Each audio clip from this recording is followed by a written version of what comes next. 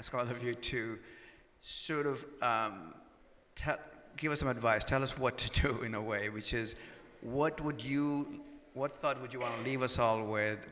People are grappling with tragedies, with the incessant, bad news coming into their feeds, and every time they wake up looking at, despair and devastation on the news everywhere. What advice do you have for everybody here to not let it push you into despair? Chris, you want to go first? I would say build real relationships, which are never built electronically. That it is going to be, I once asked Dan Berrigan before he died how he was responding to the decay of the American empire, and he said, all we have is the Eucharist and each other, i.e. all we have is ritual and each other. And so many people have neither. Whatever that ritual is, we need it, and we need to shut off these electronic hallucinations because they are only fueling the atomization and the isolation and the despair. And we have to build relationships the way they're always built, which is face-to-face. And that means relationships with people who are not like us, may not even believe what we believe. But I think much of the malaise of American society comes from a deep and profound loneliness, which is exacerbated by the technology which we all have available in handheld devices. Yeah, I think one of the things that people are suffering from is distractability, and which is, again, a daughter of acedia, of this spiritual slothfulness, of not being on an active path and actually working on yourself spiritually. Mm-hmm. We have a limited amount of time. In the Chinese Taoist tradition, they say it's very important to maintain health because you will not overcome yourself before 50 or 60.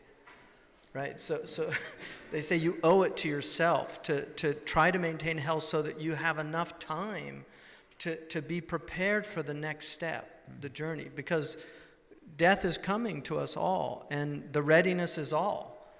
Are we ready for that next step? Because it's coming, and our the response to atheists, the Quran is very clear. Let those who want to disbelieve, disbelieve, and let those who want to believe, believe. That there's no argument against it. It's a choice. You're choosing something, and this is something that God's given every single human being, the ability to make those choices. And so I choose to be hopeful. And my hope is in God, with God, and through God. It's not in the world, with the world, or through the world. My hope is transcends this world. And that's what I would hope other people recognize, that door is open for anybody to enter into. And it is a choice. And we should think about it seriously, because our civilization is a civilization that just distracts people constantly. And never before have the tools of distraction been greater. Pascal's remark that all the troubles in the world are a result of people, the inability for a person to sit alone in his room by himself. And that was Kierkegaard. So despair was about fleeing from the self. And there's a verse in the Quran, those who forget God will inevitably forget themselves by the very act of forgetting God. Imam Zaid.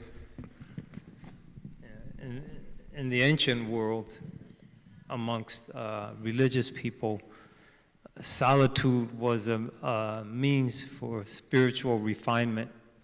In the modern world, solitude is a torture technique. I think that, practically speaking, turn off the television, put your phone away for hours at a time. Make sure that the first thing you do in the morning is not checking your emails or seeing who texted you, and that the last thing you do at night isn't checking to see what Trump is up to. Wake up, pray, before you go to sleep. If you're a believer, pray. If you're not a believer, meditate.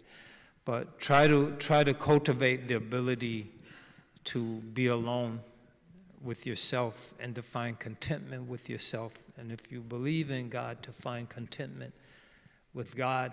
And as Sheikh Hamza mentioned, it's with all the distractions. And don't share. I was thinking, like, I should be quick. How many people have drawn me into their addictions? Like, people are addicted to YouTube clips, and I know thousands of people, and they're all sending me the must-view clip. And I didn't choose any of them based on the logic and direction of my life. They've introduced them into my life. And so I'm going to send a message out, don't share your addiction with me, because I have enough trouble overcoming my own.